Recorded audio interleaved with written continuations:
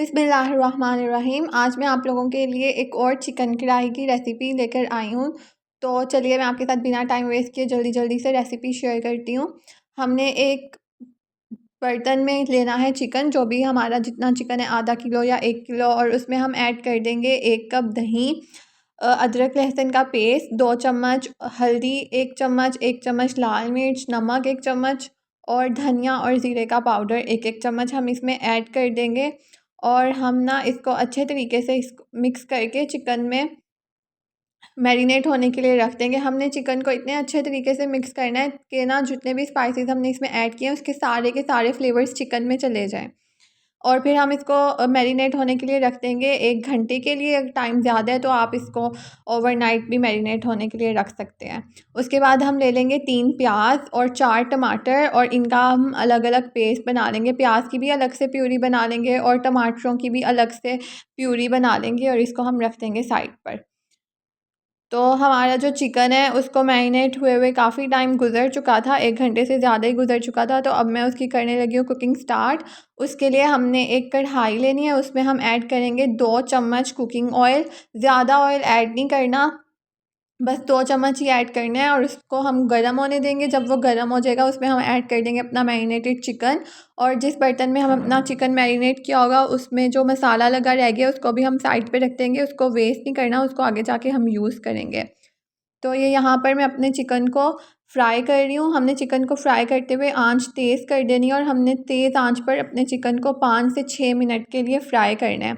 हमने इसमें दही और नींबू ऐड किया है, उससे हमारा चिकन बहुत सॉफ्ट हो जाएगा जब हम इसको फ्राई करेंगे। तो ये चिकन को फ्राई होते हुए ना 5 से 6 मिनट गुजर चुके थे। तो अब मैं इसको निकाल लूँगी अलग से एक प्लेट में, और इसको मैं साइड पर रख दूँगी।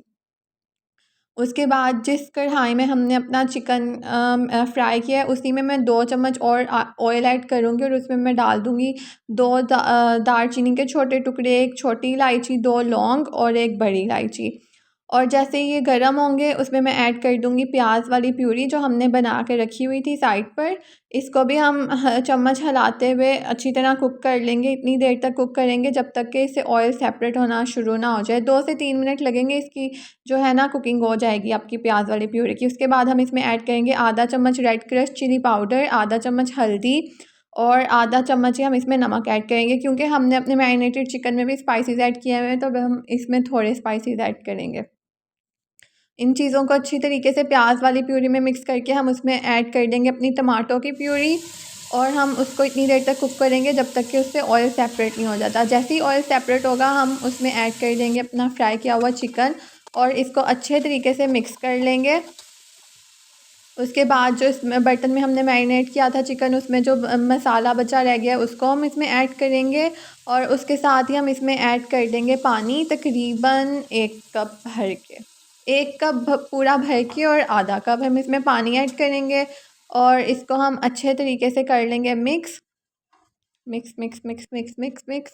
अच्छा, हम इसको अच्छे तरीके से मिक्स करेंगे, और हम इसको ढक के रख देंगे पकने के लिए तकरीबन 10 से 15 मिनट के लिए, ताकि जो हमारा चिकन है वो अच्छे तरीके से कुक हो जाए और बहुत मज़े का बन के तैयार हो जाए फिर।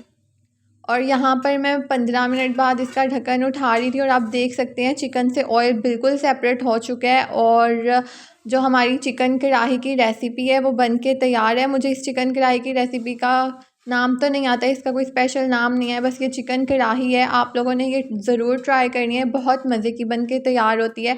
जिन लोगों को ज़्यादा मसालों वाला खाना पसंद नहीं है ना, जैसे मुझे, मैं भी ज़्यादा मसाले खाना पसंद नहीं करती, कम ऑयल में खाना बनाती हूँ, उनके लिए तो बिल्कुल परफेक्ट है।